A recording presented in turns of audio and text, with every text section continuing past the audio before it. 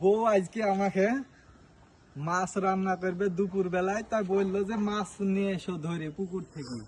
তো দেখা যাক, বললো ঠান্ডা পানি না গরম পানি ধরে আসো।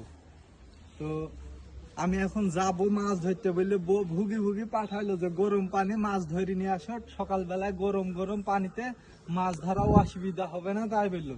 তো দেখি মাছ ধরতে পারি কিনা।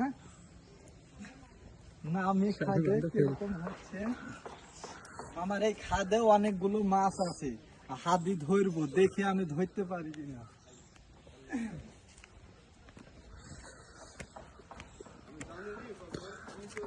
ও তো বললো গরম পানি, দেখা যাক পানিতে নেমে দেখি, যদি গরম পানি হয় মাছ ধরবো, না হলে ধরবো না, ঠান্ডা।